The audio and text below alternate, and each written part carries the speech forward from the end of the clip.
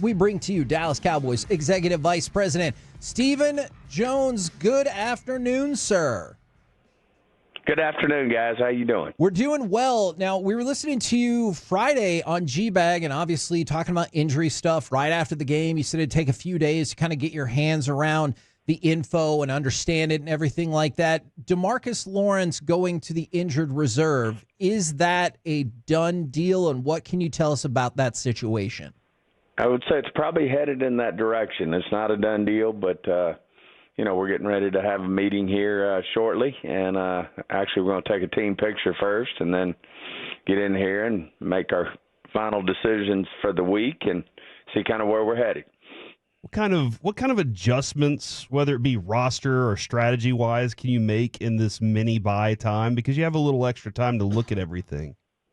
Yeah, I don't know that it's, anything earth-shaking. Obviously, we're, looking to make sure there's not something better than our options that we have right here in terms of a guy like T. Weed and Lawson and those guys in terms of stepping up while Micah and D-Law looking like they may miss a little time. Micah's more week to week, but D-Law probably a little more, going to miss some time. Is it safe to assume when looking at those other options that one of them would not be like a potentially super high-priced person that's sitting out there waiting to be traded? Yeah, I don't know this time of year that anyone's willing to trade their best players. So, it's just a work in progress. We'll keep our, lines of communications open around the league, and if something presents itself, then we'll certainly look at it. I mean, it's no secret to anyone in the league, that we had two significant injuries in terms of Mike and D-Law. So people who might have an inkling to do something, I'm sure we'll hear from them. But, for the most part, I think no one's willing to mail anything in right now. Well, Stephen, we're always trying to figure out how to get another team's best player for a 7th-round pick. So yes. That always works good. It's always the goal, isn't it? Exactly. On the Micah Parsons front, I was hoping you could kind of walk us through like how that process goes. If Micah's week by week, I know he's going to try to be like, hey, I want to play. I want to try to play. Like, how do you have to work with the players that they desperately want to play, but you have to be like, hey, just look at the medicals. This is a bad idea. Yeah, well, our guys are very experienced between Britt Brown, who's our, number one rehab guy in terms of, and I think he's the best in the business, and then Jim Maurer. At the end of the day, it's how they're doing out there and how they're responding to their rehab and their workouts. And we're monitoring these guys. We know what they look like and, know what they should look like. And, those are things. And then, of course, just the nature of the injury and what one typically takes and making sure we got it diagnosed right, which we think we do, and we'll go from there. Did you feel like after what you saw in the Giants game that the run defense that you saw earlier in the first 3 games was fixed? Did you feel like that problem was taken care of after that one? Well, I think fixed is when you have consistency week in and week out, and I think everybody in this building feels the same way. It's great to get a win on the road against a divisional opponent, but we still feel like this team can continue to improve and be better, and we're not taking anything for granted here. We got to continue to get better. Obviously, Mike Zim coming in as he bringing a new scheme and new language, and knew there was going to be some growing pains, and we'll just continue to obviously, have to face challenges like we now have with D-Law and Micah, and like we've had at corner with Bland and Carson, and hopefully these guys are all headed on the right path to getting back. And in the meantime, our defense as a group and as a unit's growing, and that's the goal. And the same holds true on the offensive side. We've got to be more consistent, and I think everybody from Mike to the offensive coaching staff and Dak and CD and the players right on down the line, the offensive line group feels like we can play better. From my perspective and from a couple other people's perspective, Mazi had his best game. When you guys went back and looked at how he played in that one, was that like, okay, this is what we've been expecting out of this guy? No question. He had his best game. I think Mike was quoted as such, that he's had, had his best game since he's been a Cowboy. And certainly when you pick a player one, the expectations are high. And, to see him go out there and play at that level, I do think this scheme, fits him in a better way. And I think he's getting his hands around what Mike and Coach Z want from him, and I think he'll continue to get better. Talk with Stephen Jones right here on 105.3 The Fan. I know you said you might make a move to be determined, but outside of any moves that do get made, Lawson and Golston are obviously logical options to help strengthen up the defensive line. What are your thoughts about those two players, and are those the two that obviously some more is going to be put on their plate? Well, I would add T. Week to that group. Yep. He's been in special teams, but he had a good camp, and he just needs an opportunity, and I think he's going to get that. And you couple that with Lawson, who we've been working into the mix, and then of course Golston's been doing a good job already. He swings back and forth between rushing inside on third down and being that big end on rundowns, but obviously, and then you throw Nealon in that mix, who obviously his snaps are going to pick up probably pretty significantly. So, we've got a path to figuring it out, and obviously you miss two players the caliber of Mike and D-Law, you'll feel it, but all 32 other teams or all 32 teams feel that. And there's injuries around the league, and everybody are faced with challenges, and we're no different. You'd mentioned the progress back of Bland and Carson. At this point in the week, is there possibility we could see one, maybe both of them against the Steelers?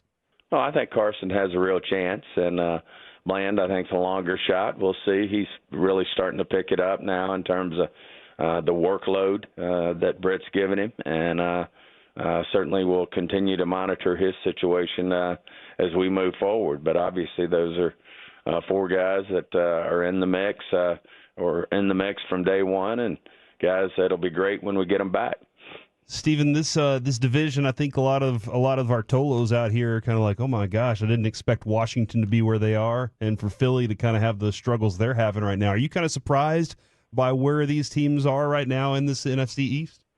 Well, nothing ever surprises you in the NFL. There's an old saying, they pay their guys too, and they've got great coaching staffs and great personnel staff, so nothing should be surprising. Obviously, anytime you get a rookie quarterback that comes in and plays, like the Commanders quarterbacks doing, then certainly hats off. I mean, we saw Stroud do it last year for the Texans, and certainly we've got nothing but respect, and everybody knows what we think of Dan Quinn, and obviously he's doing a great job there in Washington. Is that now the team to beat in the division, or are you going to tell me it's 4 games? Let's relax. It's 4 games. Okay. 4 games. All It's right. early.